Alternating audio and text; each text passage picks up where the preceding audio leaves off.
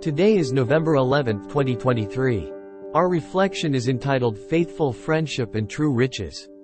First reading according to Romans chapter 16, verses 3-9, 16, and 22-27. Brothers and sisters, greet Prisca and Aquila, my co-workers in Christ Jesus, who risked their necks for my life, to whom not only I am grateful but also all the churches of the Gentiles. Greet also the church at their house. Greet my beloved Epaenetus, who was the first fruits in Asia for Christ. Greet Mary, who has worked hard for you. Greet Andronicus and Junia, my relatives and my fellow prisoners. They are prominent among the apostles and they were in Christ before me. Greet Ampliatus, my beloved in the Lord. Greet Urbanus, our co-worker in Christ, and my beloved Stachys. Greet one another with a holy kiss. All the churches of Christ greet you.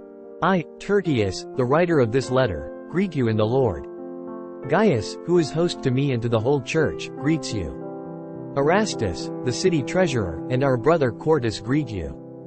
Now to him who can strengthen you, according to my gospel and the proclamation of Jesus Christ, according to the revelation of the mystery kept secret for long ages but now manifested through the prophetic writings and, according to the command of the eternal God, made known to all nations to bring about the obedience of faith, to the only wise God, through Jesus Christ be glory forever and ever.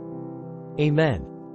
Holy Gospel of Jesus Christ according to St. Luke chapter 16, verses 9-15. Jesus said to his disciples, I tell you, make friends for yourselves with dishonest wealth, so that when it fails, you will be welcomed into eternal dwellings. The person who is trustworthy in very small matters is also trustworthy in great ones. And the person who is dishonest in very small matters is also dishonest in great ones. If, therefore, you are not trustworthy with dishonest wealth, who will trust you with true wealth?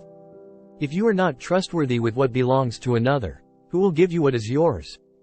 No servant can serve two masters. He will either hate one and love the other, or be devoted to one and despise the other. You cannot serve God and mammon. The Pharisees, who loved money, heard all these things and sneered at him. And he said to them, You justify yourselves in the sight of others, but God knows your hearts. For what is of human esteem is an abomination in the sight of God. Today's readings invite us to contemplate the qualities of faithfulness, genuine friendship, and the nature of true riches. In the first reading from Romans, Paul sends greetings to various individuals, acknowledging their roles in spreading the Christian message. He highlights the importance of faithful friendships within the Christian community and the sense of unity and shared mission that it fosters. The Gospel passage from Luke emphasizes the distinction between earthly riches and true wealth in God's eyes. Jesus tells a parable about the shrewd manager who, upon losing his job, uses his resources to make friends and secure his future.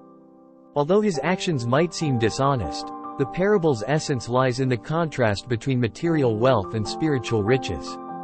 As we reflect on these passages, we are reminded of the significance of faithful and supportive friendships in our Christian journey. Genuine relationships can empower us to live out our faith and mission, as Paul observed in the early Christian communities.